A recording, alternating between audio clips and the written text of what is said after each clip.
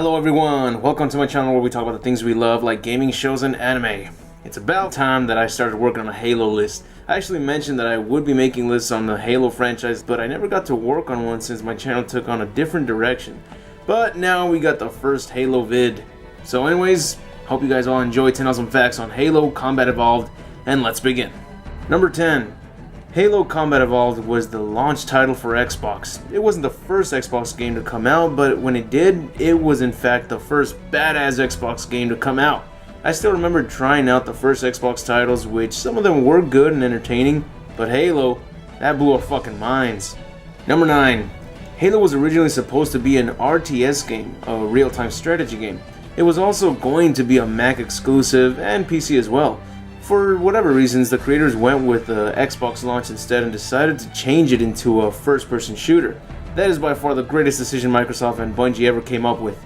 If this game was an RTS game, chances are it wouldn't have struck the success it got as a first-person shooter. Number 8. If you play the mission called Assault on the Control Room, there's a secret area that's way up high on the side of a cliff on a narrow platform where you can barely reach it with a Banshee. And once you reach this spot, the song Siege of Madrigal by another game of Bungie's called Myth the Fallen Lords will start to play.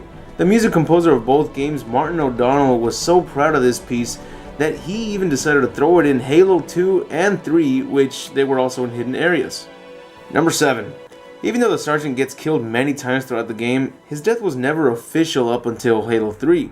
Now what I want to know is, at the end, if you pass the final level on Legendary difficulty, there's a secret cutscene that shows the Sergeant fighting with an elite, and after they notice that the mission was a success, they hug it out. My question is, how the fuck did he survive that scenario? Didn't the entire place blow up?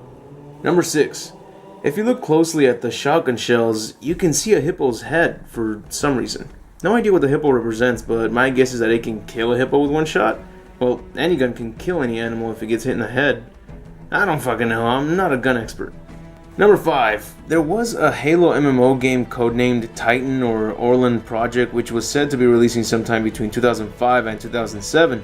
Bungie planned to work with Ensemble Studios as well as other teams, but even though they had plenty of teams working on the game, the new bosses at Microsoft quickly discontinued the project because they had no interest in MMO games, as they didn't have the best track record with MMO games, and they also thought that the Xbox platform and Xbox Live really needed to go more into direction of appealing to a more casual, broader audience.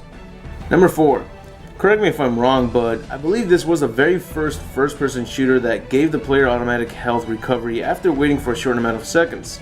You still had a life bar, but you also had that extra recovering health, which is Master Chief's shield. But it's funny that games like Call of Duty copied this when the soldiers aren't wearing a shield that automatically recharges after a short amount of seconds, but looks like it didn't matter because first-person shooters started getting the automatic life recharge system. In the end, you can't deny that it was Halo that started this out, including the first-person shooter mechanics. I still remember that the controls of the game were new to me, but they were perfect. Using the left joystick to move and the right to look? Brilliant. Number 3. There were some things that the developers wanted to add but couldn't due to time constraints. Also, there was originally going to be a weather changing system, but that wasn't included either. My guess is this goes with the time constraints or the fact that the game had so much memory used up that it probably wouldn't have fit. Number 2. Cortana was originally planned to become the antagonist of the game. She was going to go mad with power after being downloaded into Halo's control room, but this was eventually changed because the developers didn't want to have Cortana betray Master Chief. I see them both like Batman and the Oracle. There's no way the Oracle would betray Batman, and there's no way that Cortana would betray Master Chief.